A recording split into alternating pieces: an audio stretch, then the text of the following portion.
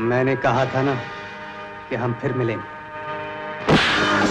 पीने वालों को पीने का बहाना चाहिए।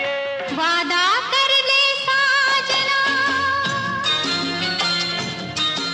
इस बात में कोई शक नहीं कि पुराने दौर में लॉस्ट एंड फाउंड का फॉर्मूला फिल्मकारों का फेवरेट सब्जेक्ट था। हालांकि इसके अलावा चोरों और डाकुओं पर भी ढेरों फिल्में बनी, जिनमें ज्यादातर बड़ी हिट भी रही, लेकिन फिर भी यही कहा जाएगा कि इन सभी का एक तरह से चोली दामन का ही साथ था। ऐसे में इन्हें मिक्स करने का काम भला राइटर सलीम जावेद की जोड़ी से बेहतर कौन कर सकता था। एक के बाद एक उनकी लिखी फिल्में सफल हो रही थी। हीरो पुराना हो या नया उन्हें कोई फर्क नहीं पड़ता था। बस इसीलिए सन 73 की फिल्म जंजीर की कामयाबी के बाद निदेशक प्रकाश मेहरा फिर एक बार उनके पास जा पहुंचे और इस बार उन्हें जो कहानी हाथ लगी उस फिल्म का टाइटल था हाथ की सफाई। 30 अगस्त 1974 को रिलीज आई ये नाडियाडवाला के निर्माण तले एक्शन ड्रामा से भरी फिल्म हाथ की सफाई की मेन कास्ट में विनोद खन्ना और रणधीर कपूर के साथ थी हेमा मालिनी, सिमी ग्रेवाल, रणजीत, विजू खोटे और सत्यन कप्पू के अलावा कई और छोटे बड़े कलाकार नजर आए थे। रंजीत बाबू, मुझे अफसोस है और मुझे हैरत है कुमार साहब। कल्याण जी आनंद जी के संगीत तले गीत लिखे थे गुलशन बावरा ने, जिनके लिखे 5 गीत रखे गए थे फिल्म में। ऊपर वाले तेरी दुनिया में। सभी गीतों को अपनी मधुर आवाज से सजाया था मोहम्मद रफी, किशोर कुमार, महेंद्र कपूर, लता मंगेशकर व हेमा मालिनी ने। प्यार करना तेरे बस की बात नहीं, तुमको मोहब्बत, अरे तुमको मोहब्बत हो गई है हमसे। फिल्म हाथ की सफाई का गीत संगीत बेहतरीन था और ज्यादातर गीत खूब पसंद किए गए थे, लेकिन अगर सबसे ज्यादा पॉपुलर गीत की बात करें तो वो था किशोरदा व लता का गाया वादा कर ले साजना। वादा कर ले साजना, तेरे बिन मैं न रहूं, मेरे बिन तू न रहे। लेकिन सबसे ज्यादा पॉपुलर गीत होने के बावजूद भी ये बिना का गीतमाला की एनुअल लिस्ट में 29वें नंबर का गीत था, जबकि किशोरदा व हेमा मालिनी का गाया पीने वालों को पीने का बहाना चाहिए इससे कहीं बेहतर 6ठे नंबर पर था। तकरीबन 2 घंटे 17 मिनट की फिल्म हाथ की सफाई को IMDb की तरफ से मिली 6.3 रेटिंग बताती है कि इसकी कहानी में भी दम था और इसे दमदार बनाने में कितनी रकम खर्च हुई पहले उस पर बात करें तो फिल्म का अप्रोक्सीमेट बजट 80 लाख रुपए तक पहुंच गया था और रिलीज के बाद ऑल ओवर इंडिया 1.5 करोड़ की कमाई कर सेमी ट्रैकर साल की 10वें नंबर की फिल्म थी। वैसे साल की सबसे कमाऊ फिल्म की बात करें तो रोटी कपड़ा और मकान की कमाई के आसपास कोई फिल्म नहीं फटक पाई थी। ये अगर बड़ा अजीब लफ्ज है। फिल्म हाथ की सफाई के अनसुने किस्सों की बात करें तो फिल्म सन 1959 की 2 उस्ताद का रीमेक थी, जिसमें मेन किरदार राज कपूर और शेख मुख्तार ने किया था। वैसे फिल्म हाथ की सफाई के सबसे इम्पोर्टेंट पहलू की पहले बात कर ली जाए तो विनोद खन्ना ने अपना पहला फिल्म फेयर अवार्ड इसी फिल्म के लिए जीता था। हालांकि अवार्ड उन्हें सहायक भूमिका के लिए मिला था और बेशक वे फिल्म में सहायक भूमिका में थे, लेकिन किसी मायने में उनका किरदार कमजोर नहीं था। वैसे विनोद खन्ना उस दौर में ज्यादातर डाकुओं के नेगेटिव किरदार करते थे। 1971 की फिल्म मेरा गांव मेरा देश में उनका जब्बर सिंह का किरदार तो आज भी याद किया जाता है। बस उनके ऐसे ही कुछ किरदारों की बदौलत बॉलीवुड के सबसे पहले हैंडसम विलन का दर्जा भी उन्हें दिया जाता है।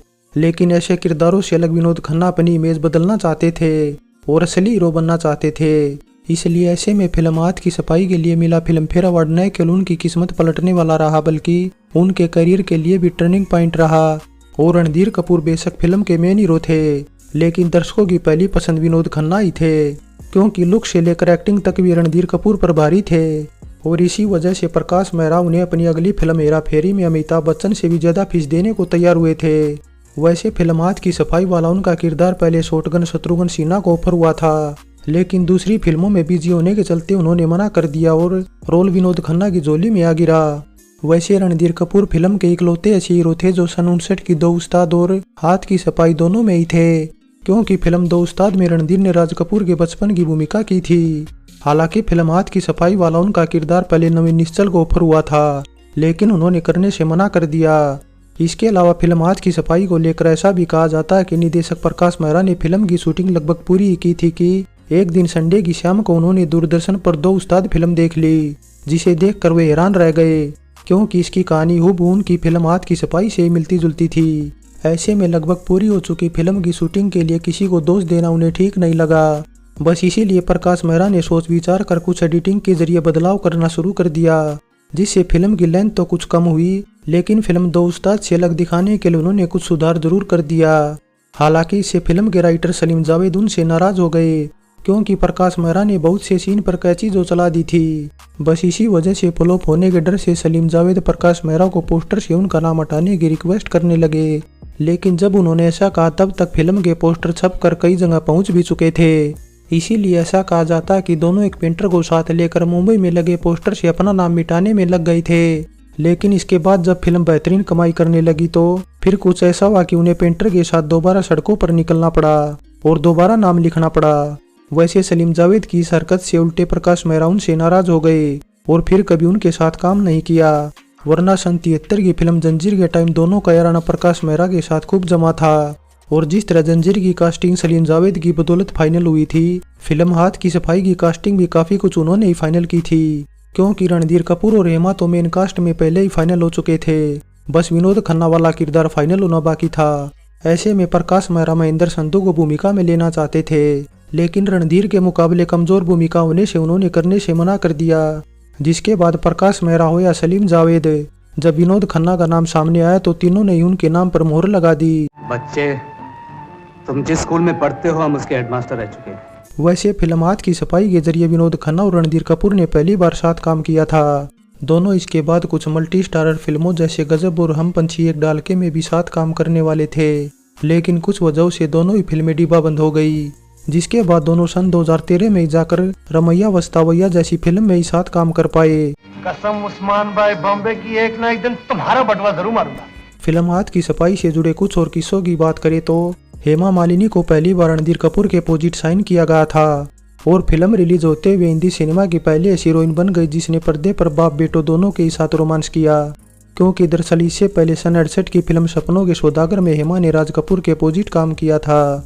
वैसे एक बात यह भी है कि हेमा की ये दोनों की अपोजिट इकलौती फिल्में रह गई, लेकिन बावजूद इसके हेमा इतिहास बना चुकी थी।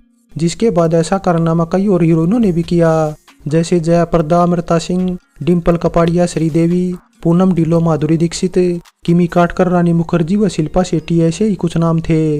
इनके अलावा भी अगर कोई हीरोइन है तो हमें नीचे कमेंट करे, हम उसे पिन कर हाईलाइट कर देंगे, क्योंकि हमारी तरफ से ये पूरी कोशिश रहती है कि बारीक से बारीक व सटीक से सटीक जानकारी आप तक पहुंचाई जाए। फिल्म हाथ की सफाई से जुड़े कुछ और किस्सों की बात करें तो ऐसा कहा जाता है कि शूटिंग के दौरान प्रकाश मेहरा व हेमा मालिनी की कुछ कहासुनी हो गई थी, क्योंकि हेमा के अकॉर्डिंग एक दिन सेट पर बुलाने के बावजूद मेहरा ने उन्हें दिन भर खाली बैठाई रखा और एक भी सीन शूट नहीं किया।